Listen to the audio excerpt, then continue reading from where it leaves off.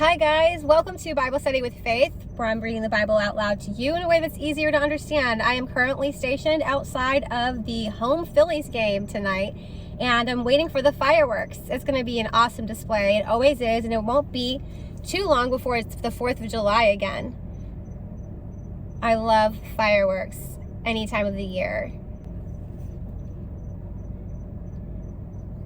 We are in the book of Exodus, and we are on chapter 2. I'm going to go ahead and get started. When anyone brings a grain offering to the Lord, their offering is to be of the finest flour. They are to pour olive oil on it, put incense on it, and take it to Aaron's sons, the priests. The priests shall take a handful of flour and oil together with all the incense and burn this as a memorial portion on the altar, a food offering, an aroma pleasing to the Lord. The rest of the grain offerings belong to Aaron and his sons. It is a most holy part of the food offerings presented to the Lord.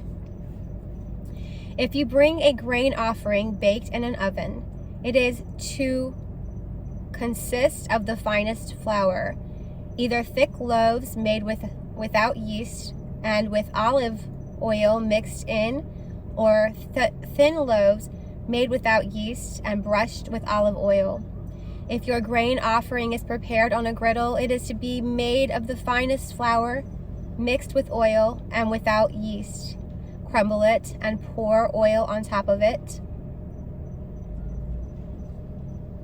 It is a grain offering.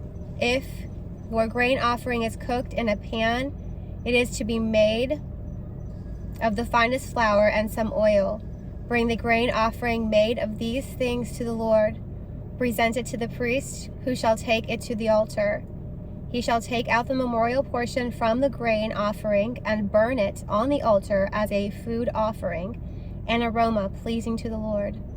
The rest of the grain offerings belong to Aaron and his sons, and it is the most holy part of the food offering presented to the Lord. Every grain offering you bring the Lord must be made without yeast, for you are not to burn any yeast or honey in a food offering presented to the Lord. You may bring them to the Lord as an offering of the first fruits, but they are not to be offered on the altar as a pleasing aroma. Season all your grain offerings with salt. Do not leave the salt of the covenant of your God out of your grain offerings.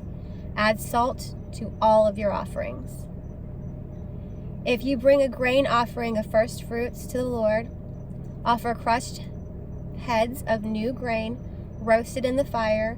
Put oil and incense on it. It is a grain offering. The priest shall burn the memorial portion of the crushed grain and the oil, together with all the incense, as a food offering presented to the Lord. That is the end of chapter 2 in the book of Leviticus. Thank you for joining. If you want to catch up, all you have to do is watch my previous videos reading the book of Leviticus, chapter 1 and chapter 2, or you can pick up a book and read it yourself. Any Bible will do. They're all pretty consistent. Just try to stay away from the New King James Version. It is a difficult read. It's much easier for you to understand the language you actually speak, which is